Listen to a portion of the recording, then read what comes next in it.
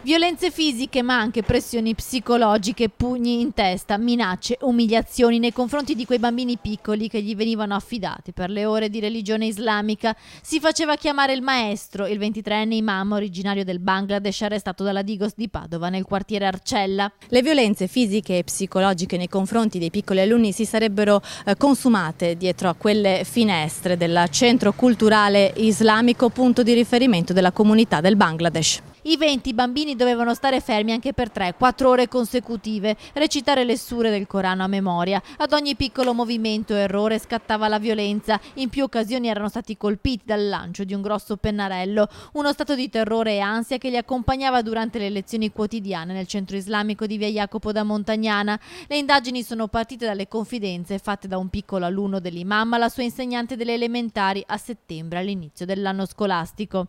Un bambino, parlando con un suo coetaneo poco dopo aver ricevuto uno schiaffo, in italiano gli dice: ma perché non lo denunci alla questura?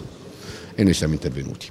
Una situazione che è stata smascherata dai poliziotti anche grazie alle informazioni fornite dalla comunità islamica. Qualcuno aveva notato quanto erano costretti a subire i bambini, il più piccolo appena 4 anni, il più grande di 10. In poco tempo sono state raccolte le prove, documentate anche da immagini. Ora le indagini proseguono per capire se le famiglie fossero a conoscenza dei metodi di insegnamento dell'imam e i contenuti delle sue lezioni. È evidente che associare l'uso della violenza all'insegnamento di una fede avrebbe potuto nel tempo determinare dei rischi di una cattiva assimilazione alla religione islamica.